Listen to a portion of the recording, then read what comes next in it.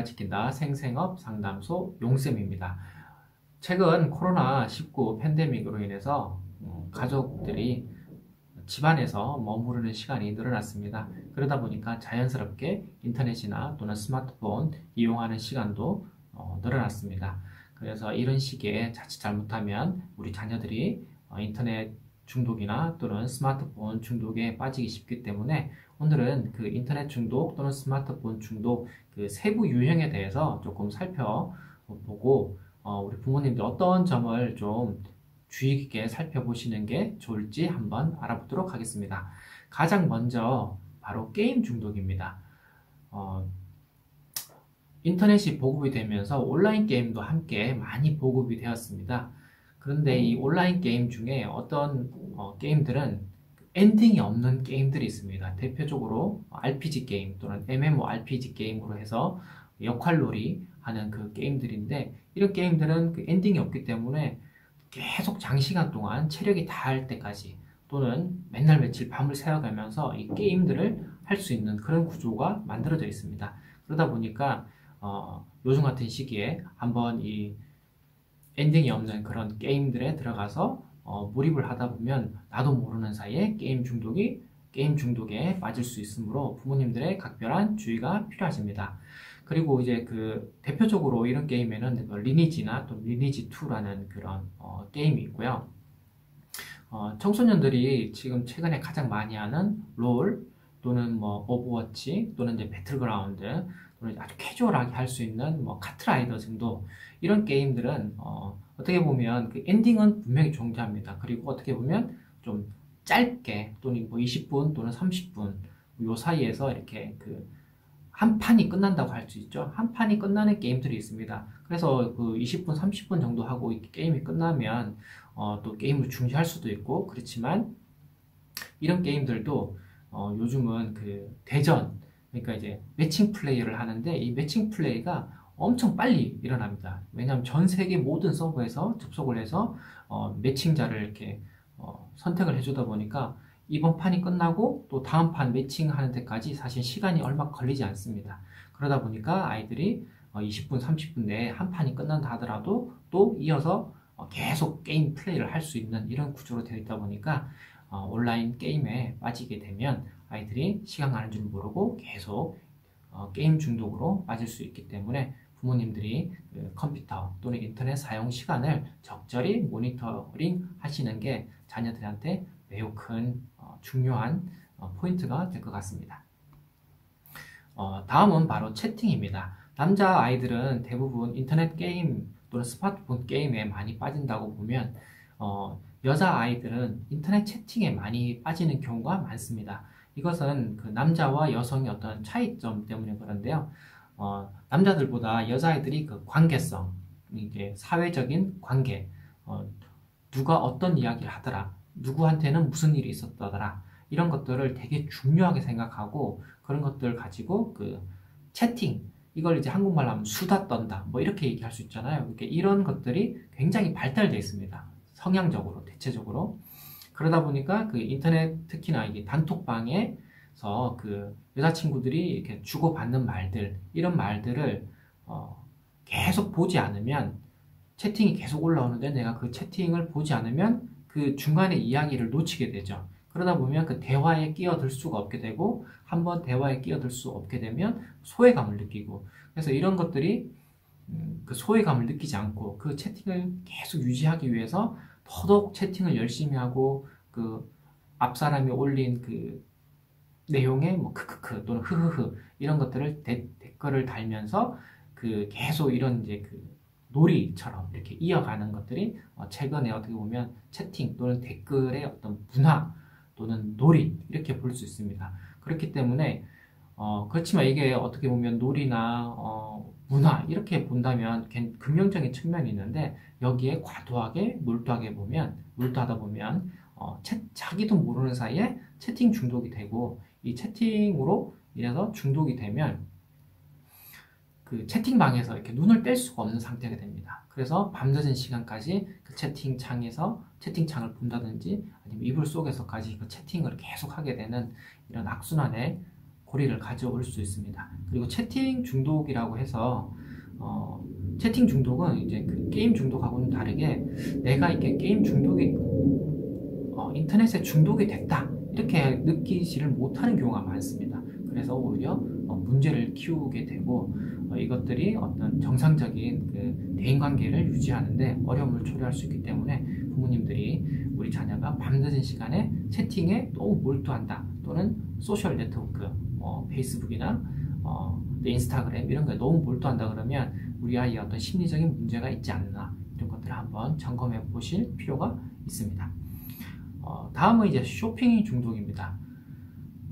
최근에는 온라인으로 그 식품까지도 이렇게 주문해서 많이 먹기 때문에 특히나 이제 이런 온라인으로 물건을 구매하는 것들이 굉장히 이제 보편화되어 있죠.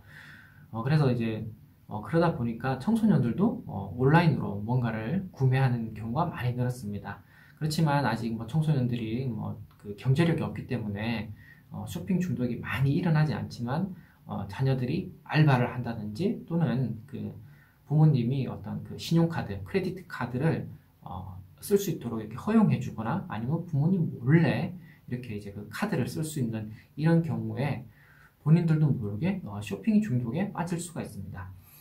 어른들도 이렇게 물건을 하나 이렇게 고르고 사고 이러면 굉장히 기쁘잖아요. 내가 어떤 물건을 소유했다 또는 샀다, 지름신이 내렸다 그러잖아요. 그 물건을 사면서 얻는 그런 그 쾌감, 그리고 그 물건이 올 때까지 기다렸다가 그걸 이렇게 박스를 뜯는 언박싱하고 이렇게 물건을 바라보는 그 보상, 기대심리 이런 것들이 설레임 이런 것들이 그 기대심리 보상으로 작용하기 때문에 이런 것들이 어떻게 보면 그 강력한 중독을 일으키는 하나의 요인으로 작동을 하게 됩니다. 그래서 쇼핑을 계속 하게 되는 거죠. 그래서 우리 자녀가 쇼핑 중독에 빠졌는 안 빠졌나 이걸 어떻게 알 수 있냐면 계속 주문하는 물건, 택배로 오는 물건들이 계속 늘어나고 또 그걸 지속적으로 샀다가 또 반납했다가 반품했다가 샀다 반품했다 하는 것을 반복적으로 하지 않나 이런 것들을 보시면 우리 아이가 쇼핑 중독에 혹시 빠지지 않나 이렇게 점검해 보실 수가 있습니다. 쇼핑 중독은 청소년 사이에 일어나는 경우 어떤 경제적인 문제로까지 이어질 수 있기 때문에 부모님들이 각별히 유의해서 보시면 좋겠습니다. 그리고 다음에는 음란물 중독입니다. 음란물이라고 하면 야한 동영상, 야동이라 그러죠. 야한 동영상 또는 이제 야한 소설 또는 야한 비디오 여기를 통칭해서 이제 음란물인데요. 이런 음란물을 보게 되는 경우는 대부분 처음에 이제 호기심, 청소년기가 되면 2차 성징도 일어나고 성적인 그 호기심이 왕성해지기 때문에 자연스럽게 2차 이성에 대한 그 관심을 늘어나는 건 당연합니다. 근데 이걸 그 도를 좀 지나쳐서 관심도를 지나쳐서 한번 보니까 좀 뭔가가 좀 이렇게 좀 흥분되고 뭔가 좀 이렇게 막 좀 쫄깃쫄깃하고 이런 것 때문에 그걸 계속 보다 보면 자기도 모르게 음란물에 중독이 되는 거죠. 음란물 중독된 것은 대부분이 다 이걸 숨기게 되죠. 내가 부모님한테 대놓고 야한 동영상을 본다 이렇게 얘기할 수는 없잖아요. 그러다 보니까 음란물에 대해서 자기도 모르게 빠지게 되고 주변 사람이 알기가 쉽지 않고 그러다 보면 성 가치관, 청소년 시기에 그 성에 대한 가치관이 형성되는데 이게 잘못된 성 가치관이 형성되기가 매우 쉽고 그리고 발견은 매우 어렵습니다. 그렇기 때문에 자녀들이 어떤 컨텐츠를 소비하고 어떤 컨텐츠를 주로 보는지 이런 것들을 부모님들이 한번 모니터링을 한번 하셔가지고 우리 자녀가 음란물에 중독되지 않도록 그리고 호기심으로 본다면 그 호기심으로 봤던 부분에 대해서 부모님하고 이성에 대해서 또는 성 가치관에 대해서 한번 적극적으로 이야기를 해보시는 그런 시간을 갖는 게 굉장히 좋습니다. 다음은 굉장히 위험한 도박 중독입니다.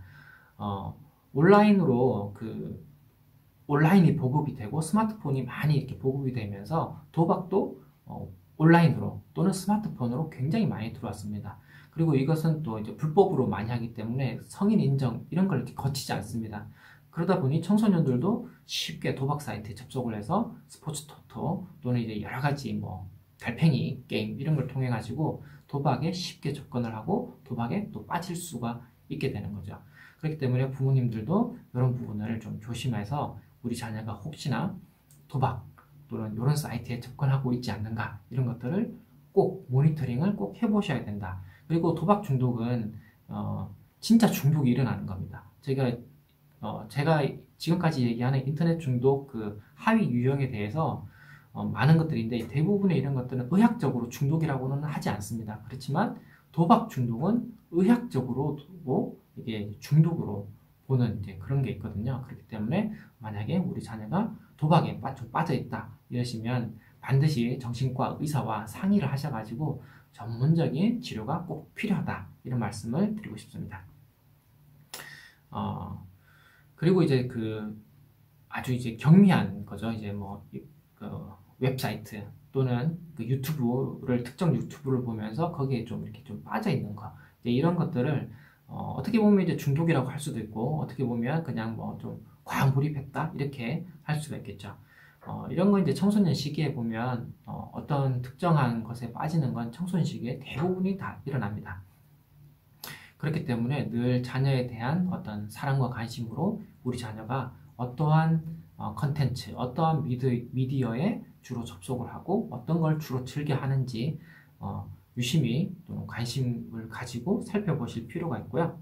일시적 호기심으로 인해서 뭐 이렇게 잠깐 있는 것은 뭐 허용 가능한 범위라면 허용하시는 게 맞습니다.